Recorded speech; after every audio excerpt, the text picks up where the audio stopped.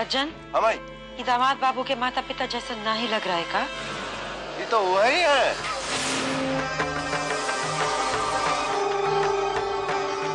बहन जी, जहाँ तक हम जानते हैं आपका सड़क का दुर्घटना में। सड़क दुर्घटना? मतलब आप तो मर गए थे ना फिर? राम राम राम, मरे हमारे दुश्मन। ये आप क्या कह रही बहन जी? अब है कौन?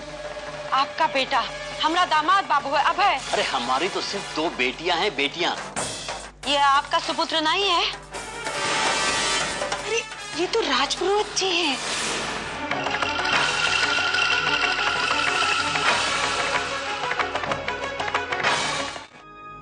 अभय, चाय। देखो अपना हाथ भी जला लिया है तुमने। तुम इस पर दवाई लगाओ, मैं चेंज करके आती हूँ।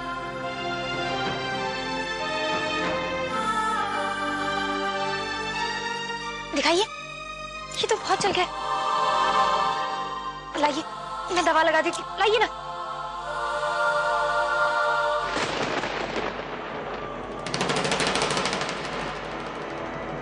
राधिका,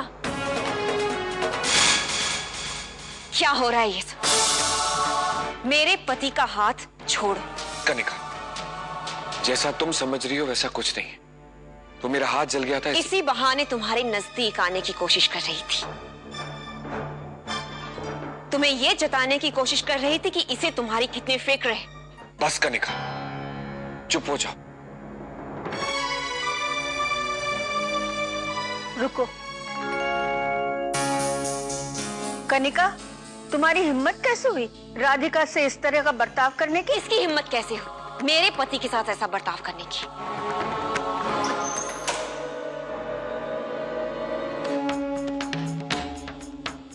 माई, अच्छा हुआ आप आ गए। चल, हमका तो से एकांत में जरूरी बात करे का है।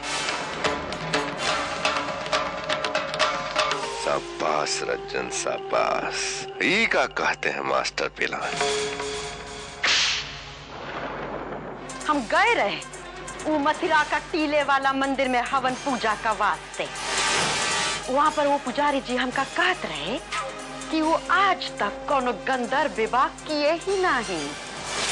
ताही नहीं, वो जो अभय के माता पिता को तो मरा हुआ बताए रही ना, वो हमका जिंदा साक्षात दर्शन दिया वो मंदिर में।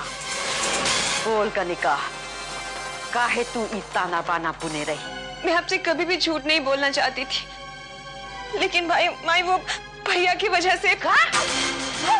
रजन भी जाने रहा इस सब का बारे में? जो कुछ भी है वो भैया ही की वजह से हुआ है। वो मैं एक लड़के से प्यार करती थी और हम दोनों शादी भी करने वाले थे, लेकिन गलती से भैया से उस लड़के का खून हो गया। और माई, मैं उस वक्त मां बनने वाली थी। ये सब कुछ होने के बाद मुझे वापस आगरा जाना ही होगा। अरे आप चिंता मत कीजिए बाबू, आप हमारे साथ कहीं नहीं जा रहे हैं। आपकी जगह तो यहाँ है ही घर में। तुम्हारी ये बकवास मेरे समझ में नहीं आ रही रजन। जरा माई को तो आ जाने दीजिए, सब कुछ बहुत अच्छे तरीके से समझ में आ जाएगा आपको। रजन, दामाद बाबू क्या बोले सुना नहीं का तू? माई, लेकिन माई, अपना मुंह बंद रख और चुपचाप यहाँ खड़ा रहे।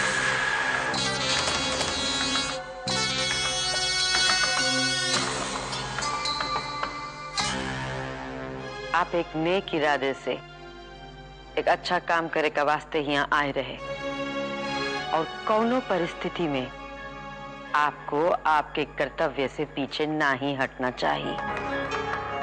लेकिन मैं भी यही चाहता हूँ कि हम लोग यहाँ से वापस चले जाएं।